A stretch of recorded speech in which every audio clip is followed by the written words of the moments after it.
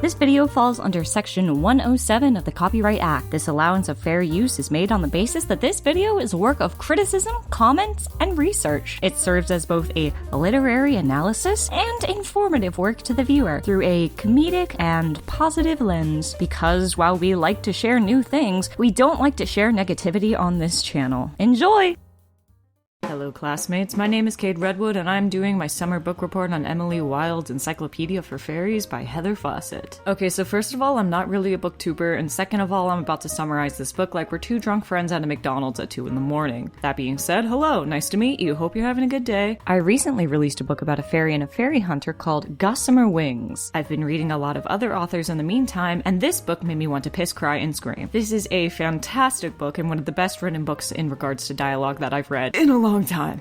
That being said, let me explain why I love this book so much. Emily Wilde's Encyclopaedia of Faeries is a new fairy book that's entered the fantasy scene and excels at everything I feel ACOTAR didn't. Now you can disagree with me all you want if you like Sarah J Maas's books, but it's just personally not for me. What is for me is this delicious snack of a novel.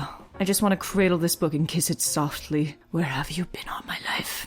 So this book is formatted as a journal maintained by Emily Wilde, the youngest adjunct professor in the Dryadology department at Cambridge. For the purposes of this book, Dryadology is a legitimate field study and not some bullshit I made up on the fly. Dryadology is about the existence of entities deemed to be fairies or nature-based spirits, and this bitch just got famous for being credited in her coworker/academic paper. So what do you do when you get a little bit of academic clout? Disappear into the frigid wasteland on a field study, aka fuck off Bamblebee, I'm writing my own book. Now, off the bat, something great about this book is that it includes academic footnotes referencing other studies within the world done by other professors, including facts and theories about the nature of Fae. It's fantastic. It literally is such a perfect inclusion to add references and include academic formatting. Even the language Emily uses to analyze situations fits perfectly into the structure and strengthens her characterization. I mean, the first thing she says after almost being murdered by an evil tree is that she needs to collect samples, but we'll get to that. Off the bat, you get a good look into her head because the entire book is really just her field journal, and you start to understand why people tend to dislike her. Whereas her coworker Bamblebee is charming and persuasive, this girl has all the charm of a dead rosebush or a pile of Legos littered across the floor. That's to say she's a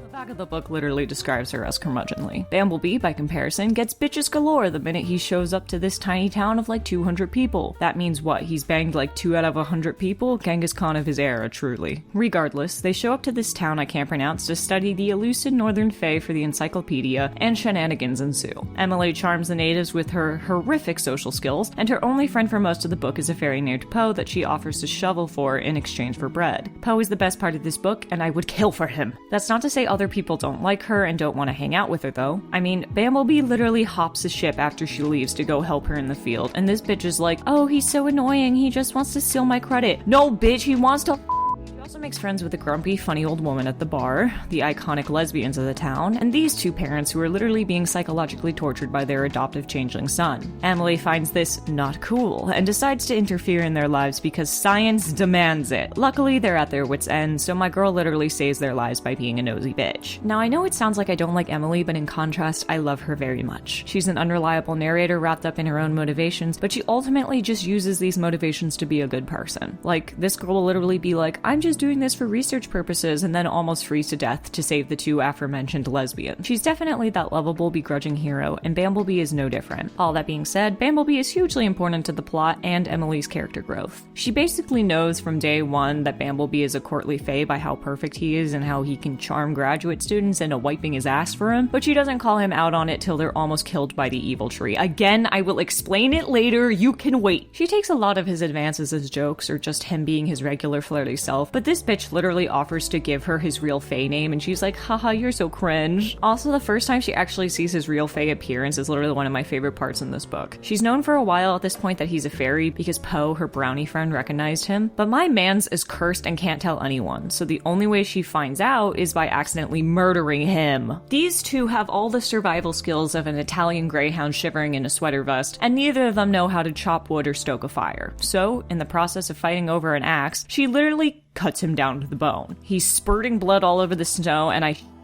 he gets mad over her ruining his coat before passing out from the blood loss in the cabin. I f***ing love this book. Emily has to go get the help of the villagers she offended by just existing, and in the process of helping him, she has a panic attack because the axe was made of iron, and she definitely just murdered this man.